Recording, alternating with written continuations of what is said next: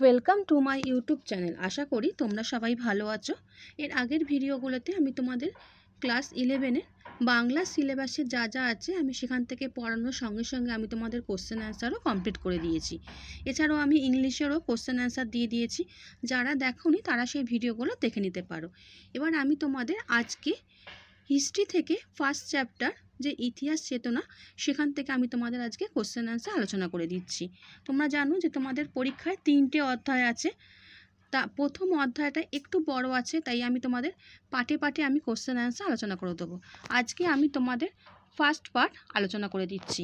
তোমাদের জানিয়ে দিই, তোমাদের যে ফার্স্ট সেমিস্টার পরীক্ষা হবে সেটাতে তোমাদের কিন্তু 40 মার্কসের পরীক্ষা হবে। আর সে 40 মার্কসের মধ্যে ফার্স্ট চ্যাপ্টারে কিন্তু তোমাদের 10টা কোশ্চেন থাকবে, 1 নম্বর করে 10 নম্বর থাকবে তোমাদের এই চ্যাপ্টার থেকে। সেকেন্ড চ্যাপ্টারে থাকবে তোমাদের 15টা কোশ্চেন 1 নম্বর করে, আর থার্ড চ্যাপ্টারেও কিন্তু তোমাদের 15টা কোশ্চেন থাকবে 1 নম্বর করে। তা তোমাদের এই 10 নম্বর থাকবে কিন্তু তোমাদের এই কোশ্চেন এই চ্যাপ্টার থেকে। কিন্তু তাহলে বুঝতে পারছো যে কতটা ইম্পর্টেন্ট। তা আমি তোমাদের ফার্স্ট পার্ট আজকে আলোচনা করে দিচ্ছি, এর পরের দিন আমি তোমাদের সেকেন্ড পার্ট, এই করে 3-4টে পার্টে আমি তোমাদের আলোচনা করে দেবো। আর চ্যানেলে যারা নতুন, চ্যানেলটা সাবস্ক্রাইব করে রাখো। ভিডিওটা ভালো লাগলে লাইক এবং বন্ধুদের শেয়ার করে দিও। তাহলে বন্ধুরা আরম্ভ করে দিচ্ছি আমি। প্রথম কোশ্চেন, ইতিহাসের জনক বলা হয় হেরোডোটাসকে।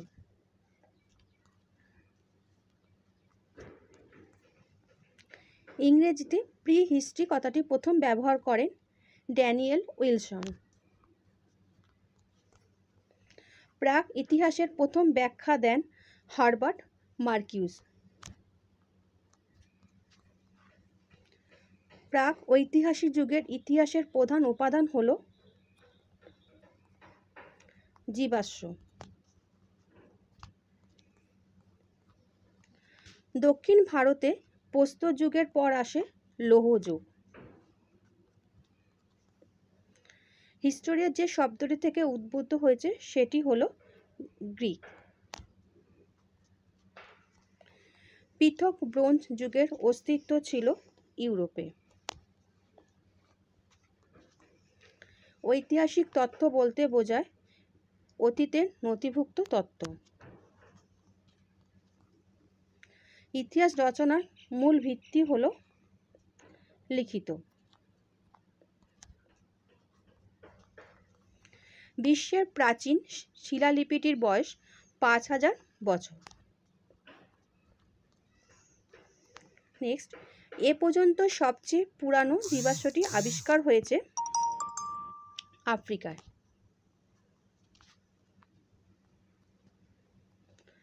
কুমোরের চাকা আবিষ্কার হয়েছিল নব্য প্রস্তর যুগে। প্রাক ইতিহাস হল প্রস্তর যুগ।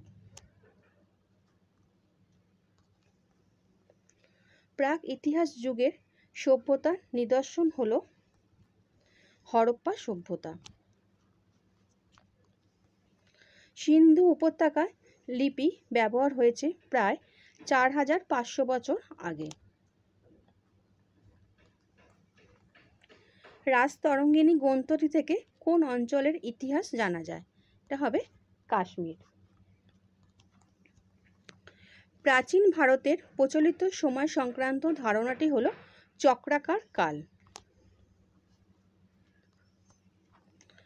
রোজেটা ফলক কোন দেশে পাওয়া যায়? এটা হবে মিশর। হাইরোগ্লিফিক লিপিটি ব্যবহৃত সর্বমোট চিত্রলিপির সংখ্যা হচ্ছে 750টি। মেঘদূত রচনা করেছিলেন কালিদাস। প্রাচীন কিউনিফর্ম লিপিটি ব্যবহার করত সুমেরীয়রা। ইন্ডিকা রচনা করেছিলেন মেগাস্থিনিস। ভারতে কটি পুরাণ আছে? এটা হবে 18টি। তহকিক-ই-হিন্দ গ্রন্থটি রচনা করেন আল-বিরুনি। হুমায়ুন নামা লিখেছিলেন গুলবদন বেগম। পুরাণ শব্দটির সঠিক অর্থ হচ্ছে প্রাচীন। আকবরনামা লিখেছেন আবুল ফজল। অন্ধকার যুগ কথাটি প্রথম ব্যবহার করেছেন প্রেট্রাক।